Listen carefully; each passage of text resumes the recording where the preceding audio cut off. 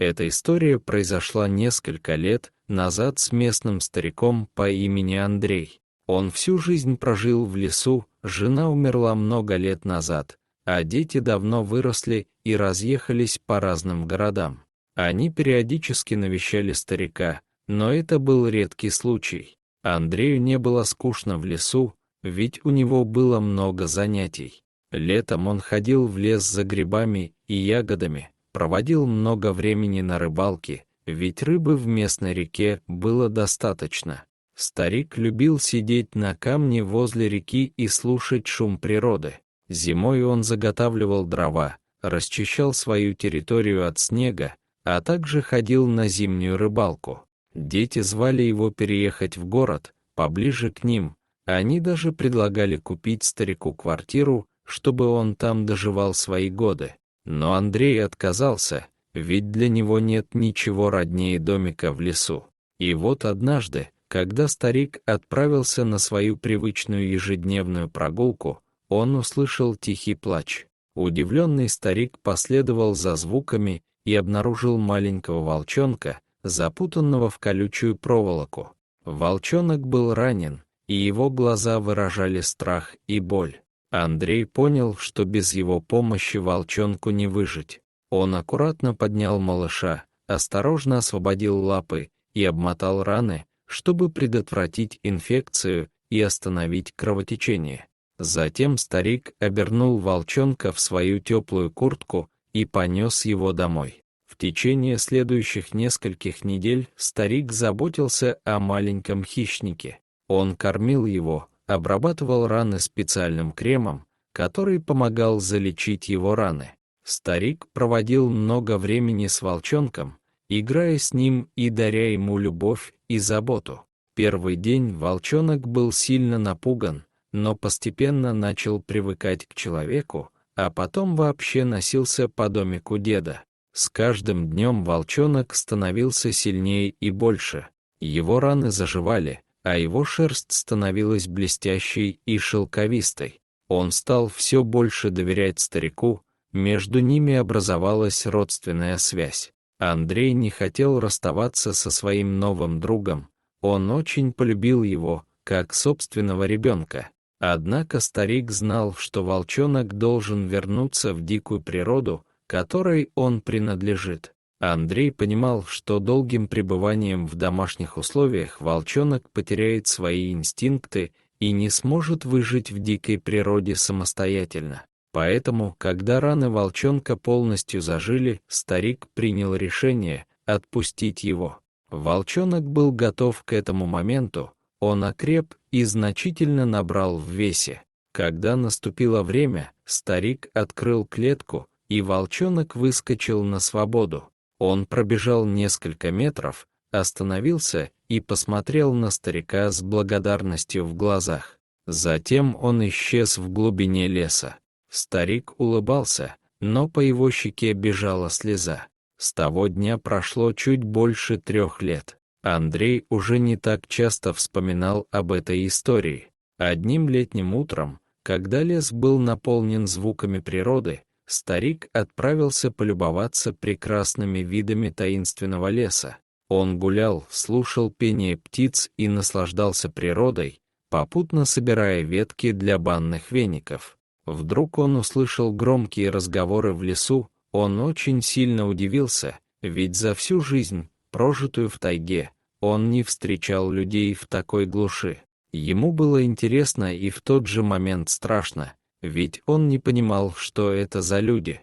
Через минуту на него вышло 5 мужчин. Они направились в сторону деда и схватили его. Старик был слаб, и они знали, что он не сможет сопротивляться. Бандиты поставили старика на колени и угрожали ему расправой. Андрей уже предвидел, что его время на земле подошло к концу. «У нас нет времени на игры», — прохрипел один из бандитов, выхватив нож. «Ты нам что-то должен, и мы собираемся забрать это». Старик медленно поднял глаза и посмотрел прямо на своих мучителей. Он знал, что бандиты не уйдут с пустыми руками, но он не мог позволить им узнать о том, что он спрятал в своем доме. Как оказалось, в доме старика находятся драгоценные украшения, которые он получил в наследство от своего прадеда. Неизвестно, как бандиты узнали о них, но было ясно, что без украшений они не оставят старика в покое. Андрей не хотел ничего им отдавать, ведь это была единственная память о его прошлом. Он так долго хранил эти украшения, они стали частью его жизни. Вдруг в тишине леса раздался рев. Незнакомый звук поверг бандитов в шок. Они оглянулись, пытаясь понять, что произошло.